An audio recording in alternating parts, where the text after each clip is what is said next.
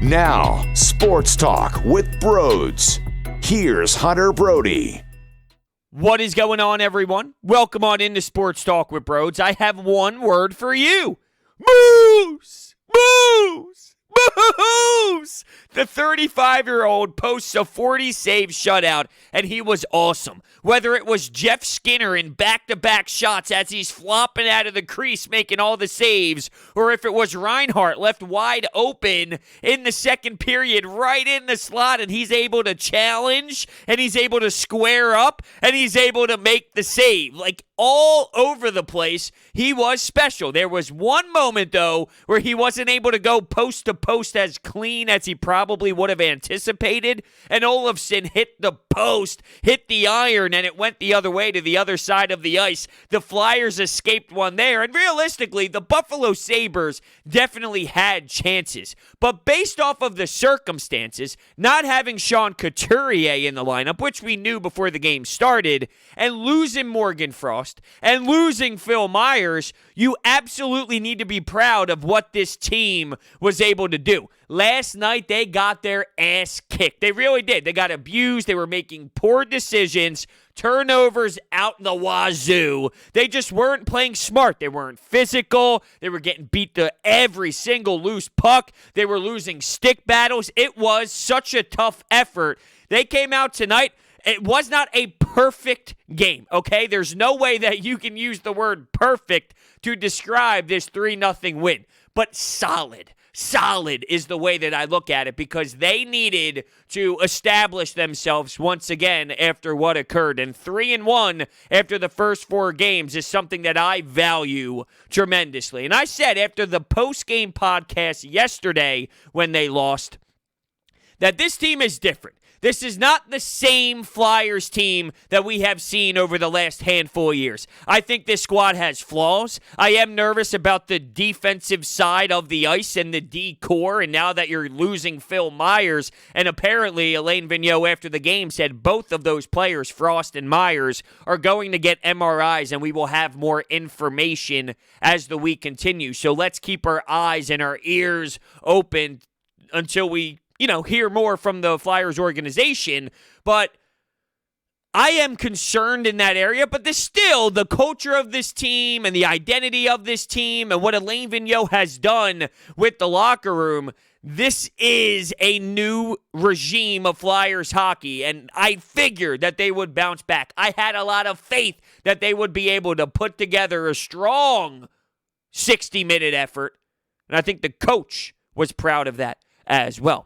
We are broadcasting live, by the way, from the Manscaped Man Cave. Get 20% off and free shipping with the code BROD at manscaped.com. They have so many tremendous products, from the Lawnmower 3.0 to the Crop Preserver Ball Kit, the ear and nose, the Weed Whacker. It's called the Weed Whacker. It's outstanding nose and ear trimmer. You got ball toner, ball deodorant. They have so much to offer when it comes to grooming below the belt. So make sure you go to manscaped.com. Once again, 20% off and free shipping with the promo code BROD at manscaped.com. You are missing out.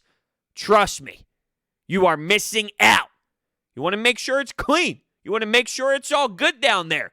It affects what happens in the bedroom, people. Trust me. Get that Lawnmower 3.0. It starts today. All right? So, this game started out with a scenario that made me a little nervous. The Flyers had to kill a 5-on-3, and they did. And they executed. And they got their guys out there. They were able to get the puck out of the zone. They were able to block shots. Here's Ivan Provorov. And I'm not happy that he did this. Trust me, based off of personal experience, this can do some damage. Here he is with the open side of his glove trying to block biscuits on the PK. It hit his hand, and he was in pain. Now, ultimately, he was okay to continue and okay to go. But I remember I was playing my freshman year in college. Here I am on the penalty kill in practice, too. It wasn't even as if it was in a game when it was very meaningful, but I have to do the little things to get me in the lineup. Here I am with my open palm going on one knee and I block a one-timer with my thumb. I look down. My thumb is dangling off my hand. So every time I see a defenseman do that now, or even a winger, anybody, if a winger's going out to their point and they go down on one knee or they sacrifice their body and they use the open face of their glove, I start to cringe a little bit knowing, uh-oh! And if anything happened to Provorov, I would be even more worried about the future of this defense because without him, you are absolutely in trouble. And you can argue same with Phil Myers. I think Phil Myers should be on the first line with Ivan Provorov. That's how solid I think he can be. Now, he has a lot of learning to do. And there will be a learning curve, but because of who's on your roster, that would be my first choice. So I'm not trying to downplay Phil Myers or anything like that. But seriously, I think we can all understand the value of Ivan Provorov and what he brings to the table. But he's out there blocking shots. You had a lot of blocked shots. At the end of the first period, it was 11-11 in shots total. Brian Elliott was definitely very successful in that period, and you got to tip your cap to what Hutton did on the other side as well. I thought the Flyers had some sharp moments, and I thought they had some moments that they needed to clean up. So after the first period, and by the way, after they killed that 5-on-3, the Flyers had a power play opportunity themselves, and what do you know? It looked a little soft. It looked out of sync. You weren't able to really generate some solid chances. And that's concerning to me. Let's move the puck around. Let's get shots on net. Simplify. Let's simplify the power play. It's worked to this point. And I know it's not as pretty and it's not as gorgeous and it's not what the top guys really want to do. They want to work the overload. They want to tic-tac-toe down low, and there's times for it. But you know what? Right after a 5-on-3 penalty kill that your team was able to kill off, let's just get back to the basics and see if we can get something going, get a tip in front. It's worked to this point. Why go away from it? And it was a dud. That power play was absolutely a dud. No offense generated. Did not satisfy me. As the Flyers entered the second period, Provorov throws a shot on Hutton, short side, and here's Montour out of nowhere giving him a little body, which pushes him and forces him into Hutton. Then as he's on the ground, Provorov's getting a couple cross checks, a couple punches to the face because they imagine that he did that on his own. As if, oh yeah, I'm just going to go run your netminder. No, you assholes, you knocked him into him. You knocked Provorov right into Hutton, and unfortunately, Hutton was not able to return after the third period. He grinded that second period out, and he made a great save on JVR. It was a far pad shot from outside of a high-scoring chance. You get a far pad. There's JVR with the bread and butter right on his stick, and Hutton out of nowhere gets a kick save out there, and I'm like, no! But that gets back to my original point, dating back to the power play. If you just throw pucks on net, good things are going to happen. And there was JVR right at the doorstep. I couldn't believe he could not finish. I kind of touched on that 2-on-1 from Travis Konecny and Nolan Patrick, which was countered by a Buffalo rush. That part was so hectic. That was the most action-packed part of the game. 2-on-1 Flyers. Here comes the Sabres. Olofsson hits the post. Oh! That was my reaction in the moment. Nolan Patrick in the D zone. Does he get away with one? Well, what he does is, there's a little bit of a iffy moment involved with the puck. It gets turned over around the blue line, right inside the blue line. He doesn't technically trip the Buffalo Sabre. I forget who it was off the top of my head who did grab the puck at that time. But he gave him a nice little whack on the shin pad. And after the whack on the shin pad, he fell over. Puck goes into the corner. He ends up moving it up the wall to Oscar Lindblom. And Oscar Lindblom utilizes the whole other side of the sheet of ice, banks it off the wall to Travis Konecny, who has a wide open breakaway. And what's he do? He gives you a little 5-hole tuck. Oh, it was so smooth. He gives you the shimmy. He gives it to the backhand, and he opens up Hutton's 5-hole, and it squeaks right through for the Flyers to take a 1-0 lead. That was executed great. It's not easy. Trust me. It's not easy to get that 5-hole open. It is wild, though, because it's such a commonly used deke at this point, and that's how hard it is to stop, because goalies get fooled on it all the time, constantly, even though, seriously, all these skilled players constantly come down and just find ways to open up that 5-hole so they can slide it right through. But you would have to imagine at some point, right, these netminders would find a way to counter that. Like, okay, they're probably going to open up my 5-hole. It's used so heavily. But I guess when you do it so perfect like Travis Konecny did, it's going to find a way to slither right on through. And that gave the Flyers a 1-0 lead, which they desperately needed. The third period, Hutton comes into net for Buffalo. The Hayes and Voracek 2-on-1. I loved one part of that I don't know if it's getting recognized as much as it should. People are praising the pass, yes. People are praising Voracek finishing and getting the shot off quick, yes. And the way that they were spaced out, yes. All should be noted. But when you watch Kevin Hayes come down the left side of the wall, he's stick handling. He opens up his stick as if he's going to rip the shot, and that fools the goaltender, and as he opens up, he slides the pass over. It's something so subtle. It's something so small. But that's the difference in the timing of the goalie going from post to post or not, and that allows Jake Voracek to have more time to be able to get the shot on net. Even though he got it off quickly, the difference in half of a millisecond could be the difference in hitting the blocker perfectly or hitting the blocker on the bottom half of the blocker, bouncing off the ice and going in. I'm not saying that's exactly what happened, but I'm just saying if you think about a goalie going from side to side in the blue crease, a half of a millisecond could be the difference in getting your glove on it or it hitting the top of your glove, finding a way to hit the crossbar and going into the net. So I love the fact that Kevin Hayes comes down, stick handles, looks like he's going to make a decision, and before he does, he opens up that stick blade to give it that look that, hey, I'm going to rip the shot. Nope, slides it on over, and Voracek finishes it off for a 2-0 lead.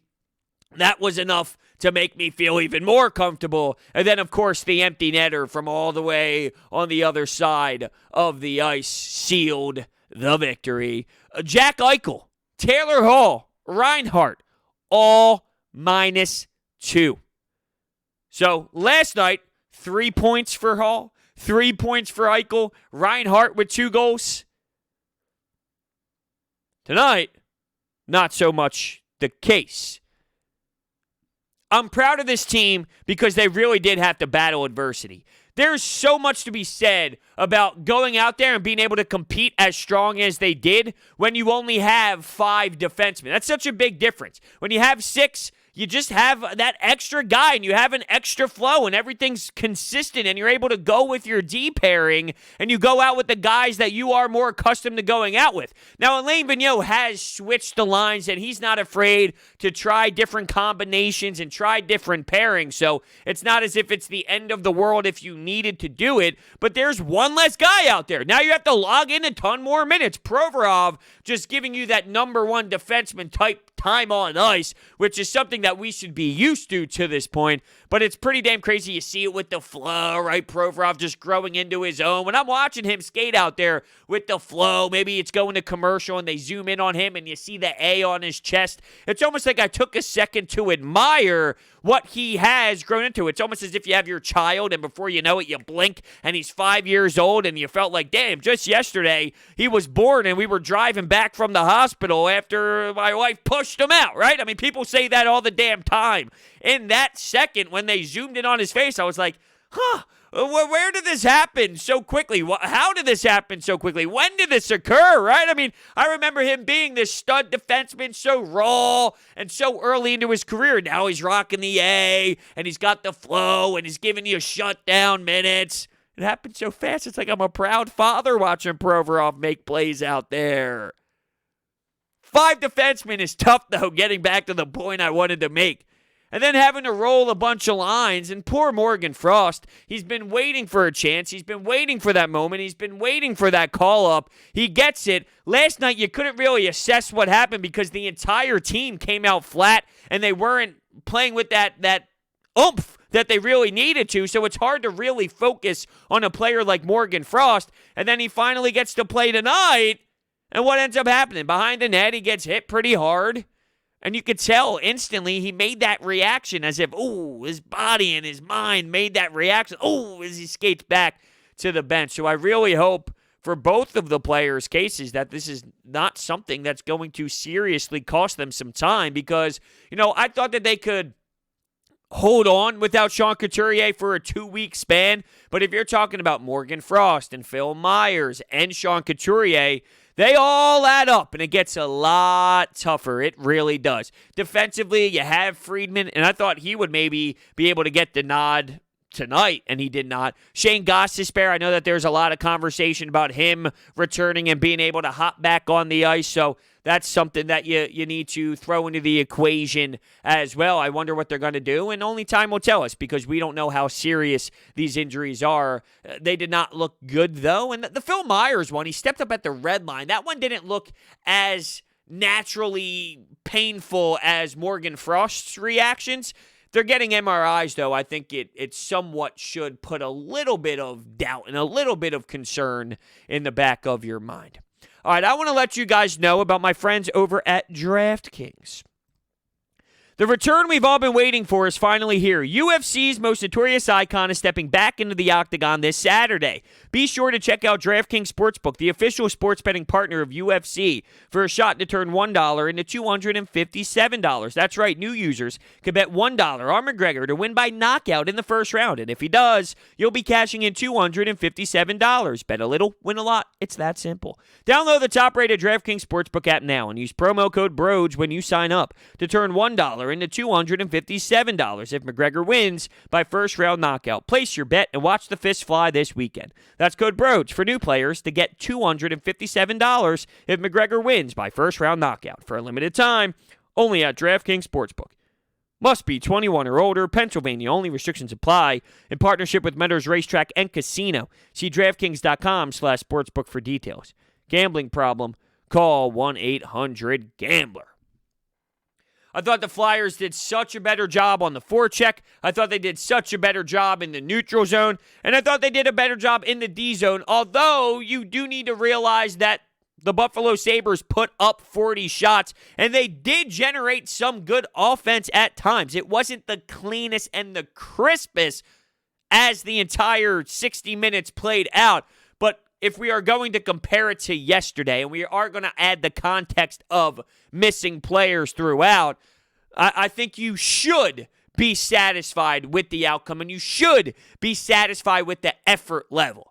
That was one big thing that pissed me off so much yesterday. It was the mentality of the game. It was the lack of preparation. And AV essentially called the entire organization out, from players to coaching staff. He used the word embarrassed. And I knew that this team would be able to give that extra and give that extra play after AV makes that type of statement, because that's the type of voice that he has right now. These hockey coaches, they have a message, and that message runs for a handful of years, and then eventually it runs dry. Well, you have this AV voice right now that is so powerful, and it's in the prime of the intensity. So I figured this team would bounce back because, as I mentioned before, this is a new Flyers team. The leadership group is different with Kevin Hayes, with Provorov, and that's not to knock Voracek and Claude Giroux, because even though, look, Claude Giroux hasn't been that big impact player like he was back when he was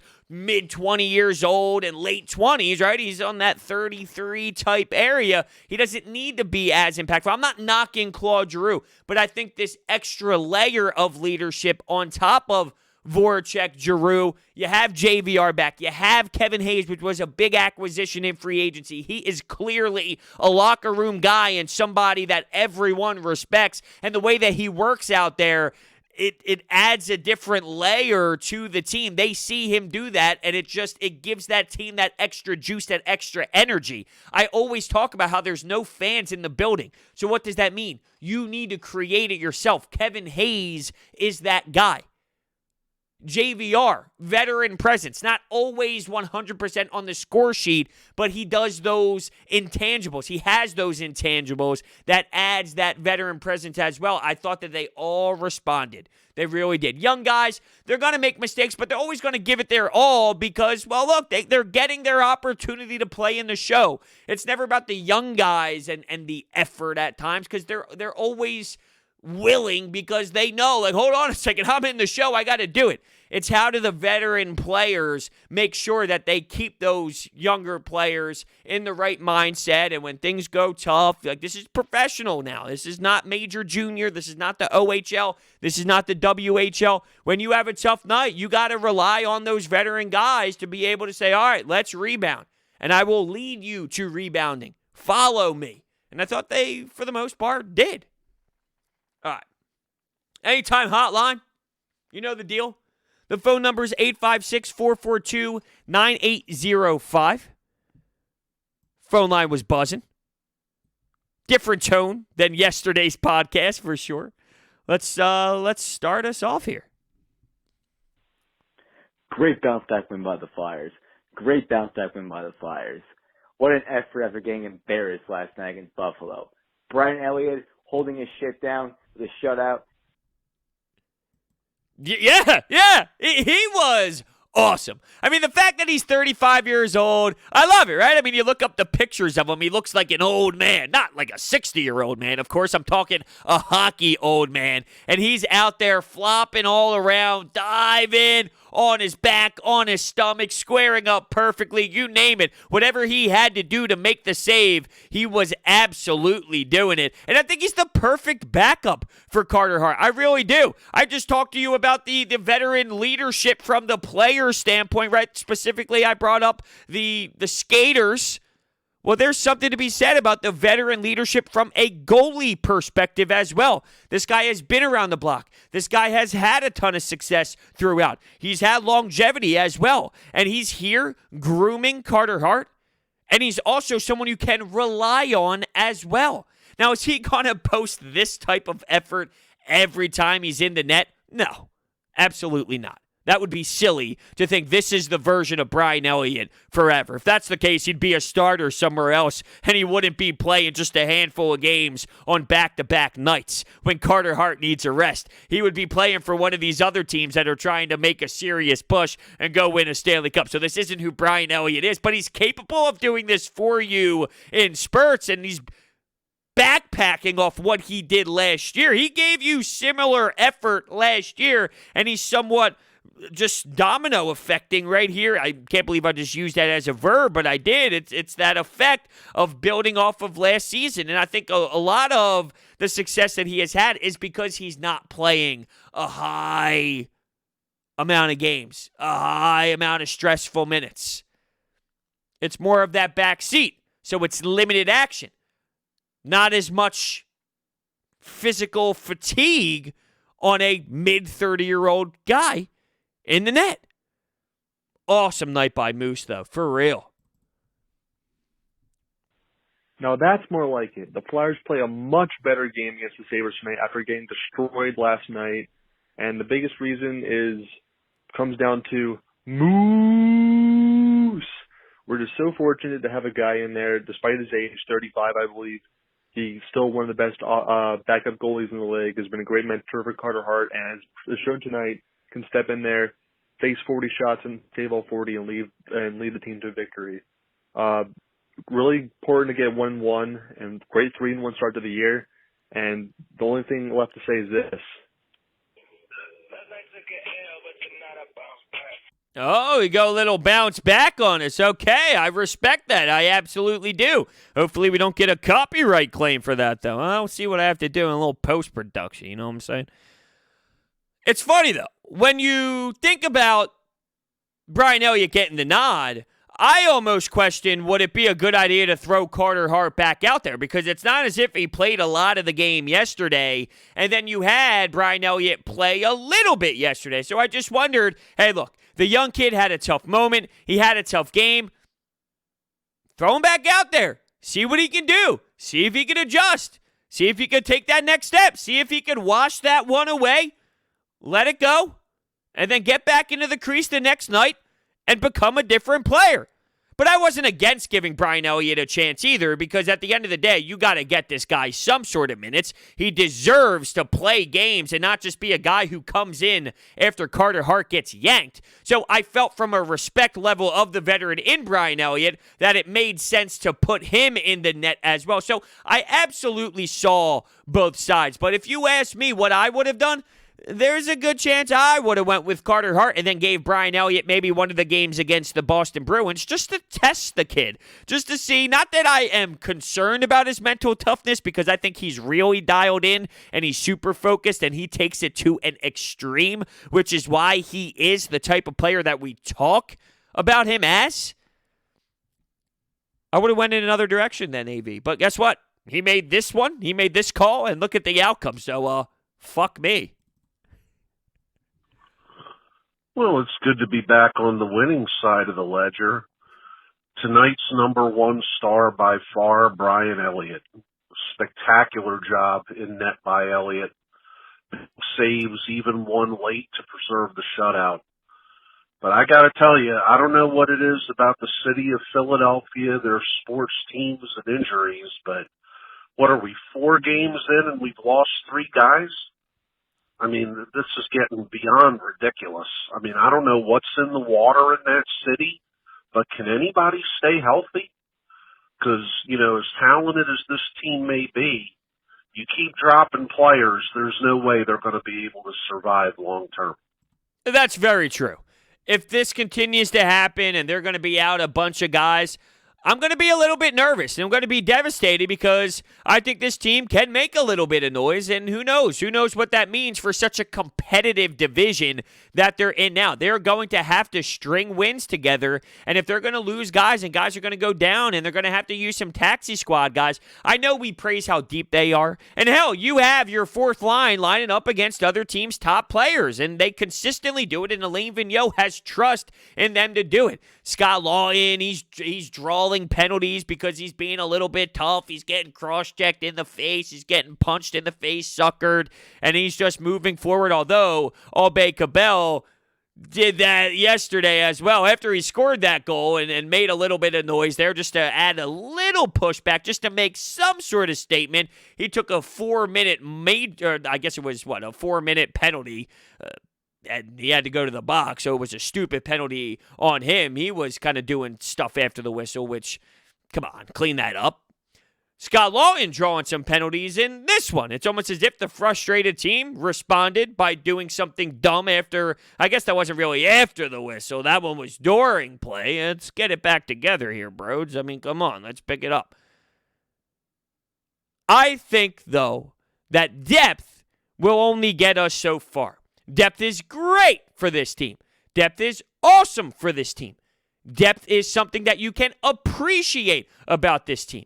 If it continues to go down this road, though, you can only fix so many issues. At some point, that next man up isn't going to be able to hold his own and be that next man up. And that's no knock on the organization. That's no knock on any player. That's just reality of it. You can only be able to fix so many holes before it's, okay, what are we supposed to do now? So let's just pray that it's not as bad as maybe we are thinking it is right now in this very moment. Great to see the Flyers rebound after a big loss yesterday. Unfortunately, I'm from California, so I don't always get the channels to watch it, but based off the highlights, seems like a decent game for the Flyers. Regardless, they bounce back with a win, like I said. Go to Boston on Thursday. Hopefully we take down the Bruins and we can start this season off really well. I'm a little blown away right now. I need to help you out. Follow me on Twitter, @Brodes81. Slide into my DMs, and I will get you games. You got to be able to watch the games. If you love this team that much, there's no way that I can allow you to only watch the extended highlights or the highlights after the game. I have plenty of ways for you to watch these games if you have a laptop. Hell, you can do it on the phone nowadays. I was going to say, all you need is a laptop, your phone, and internet. And I got a website for you that you'll be able to stream all the damn games. I can't allow that to happen. I'm almost in shock right now. That's unacceptable. I can't allow that to be reality. Follow me on Twitter, @Brodes81. You don't have a Twitter? Make a Twitter. Maybe you have Instagram. Same thing, @Brodes81. Find a way to get in touch with me. I don't even know how to operate right now. I'm a little clustered in the brain. Going extended highlights on me. Maybe not even extended. Maybe you just go the standard highlights. Instead of the 9-minute highlight package, you go 4 minutes. That would be even worse. I don't even know if I want to know. Please don't tell me. Only tell me if it's the extended one. But then if you don't tell me, I know it's not the extended one, and it would hurt even more. Oh! Well, how about them Flyers, Hunter Brody? We got the job. I was not happy at all with that power play, though. It was really frustrating, the first one there. We couldn't even get it past the neutral zone. But, man, I am very happy with that statement win after the Sabres. You know, I'm over here. Since we can't go over to Wells Fargo Center, I got one of those goal horn lights that you hit the button and the light goes spinning around the light like a police siren. And then I have my phone Bluetooth hooked up to the Amazon Echo, play the goal horns, make it feel just at home, baby. Let's go, Flyers. Feel the shake. Oh, that is unbelievable. Do I need to add that to my place? You know, I'm looking around here in the Manscaped Man Cave, and I'm trying to think about what I can do. You're telling me you got the goal siren. You go feel the shake. No, you go the goal horn on the Echo, and then you just sing feel the shake. Whoo! Woo! Flyers fans, they should be excited. And I want this team to continue to thrive because I want this city engaged. I want this city involved with the Flyers. They deserve it. They're giving you that play. They are. I know last night was a stinker. That's why I thought this would be so telling. How would they respond? And if they did, you know what? That 6-1 loss where they just got beat down, it is what it is. That's going to happen. You're 3-1 after 4. You're going up against Boston. That's a tough opponent. You're going to see them twice. You're going on the road. You're going to the Garden. They have a tough line. They have a top line. Although, they lose Chara. They lose Torrey Krug. And if I remember correctly, I don't think their whole entire top line is able to give it a go. Is it who's injured? One of their top guys is injured off the top of my head. So it's still going to be the Boston Bruins, and it's going to be interesting. You know, I thought that coming into this 2-game series thing, I questioned if there were going to be a lot of splits. If there's a lot of splits, that means there's a lot of 500 hockey. I want to see how this pans out. What are the 2-game series really going to be like? Well, you were able to handle business against the Penguins. Let's see what happens moving forward. Thank you all so much for listening, and I will see you next time.